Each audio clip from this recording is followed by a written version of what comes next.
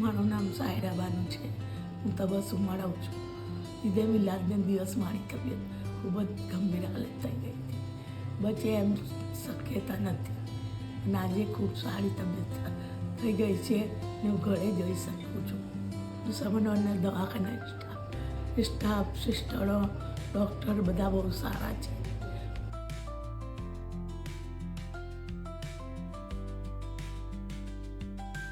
Doctor Bhavin Patel from સમન્વય hospital. એક માજી લગભગ 96 કિલોનું વજન અને ડાયાબિટીસના દર્દી, બીપી ઓછું અને પેટમાં સખત દુખાવા સાથે ઇમરજન્સી વિભાગમાં સમન્વય હોસ્પિટલમાં દાખલ થાય છે. સોનોગ્રાફી એમનું એ દિવસનું હતું. એમાં એવું બતાવતું હતું કે પિત્તાશય ખાસું એવું સોજાઈ ગયું છે અને અંદર પથરી છે.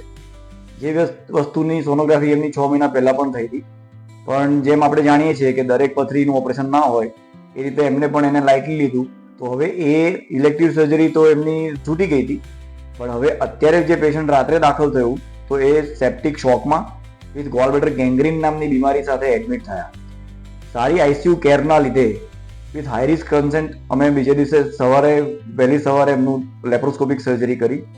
એ ઓપરેશન દ્વારા એમનું સક્સેસફુલ સર્જરી થઈ. ડાયાબિટીસ સાથે સારી રીતે મેનેજ થયો, જેથી કરીને ચેપનું પ્રમાણ ધીરે ધીરે ઘટ્યું. શરૂઆતના 2 દિવસ તો અમે પણ ફિંગર ક્રોસ રાખી હતી, કારણ કે આટલું ઉંમર ડાયાબિટીસના કારણે ઓલરેડી દર્દીને લેટ ખબર પડી હોય, ચેપ શરીરમાં ફેલાઈ ગયો હોય, ઇન્ફેક્શનનો કાઉન્ટ 35,000 હતો. ક્રિએટિનિન જે કિડની પર ચેપની અસર થઈ ગઈ હતી એનો રિપોર્ટ 3.5 હતો. એટલે આ બધી વસ્તુઓ અને એમનું વજન ને બધું પેરામીટર્સ થોડીક લાઈફને નુકસાન કરી નાખ્યું હોય. પણ સારામાં સારી આઈસીયુની 24/7 કેરના લીધે, સારા ફિઝિશિયનના ડાયાબિટીક મેનેજમેન્ટના લીધે અને ટાઈમલી સર્જરી થઈને પિત્તાશય પથરી સાથે ચેપી જે ભાગ હતો શરીરમાંથી કાઢી નાખવાના હિસાબે તમે આ વિડીયોમાં જોવો છો એ રીતની રિકવરી દર્દી પોતાની જાતે પોતાના અનુભવ વ્યક્ત કરે છે આપણી સામે.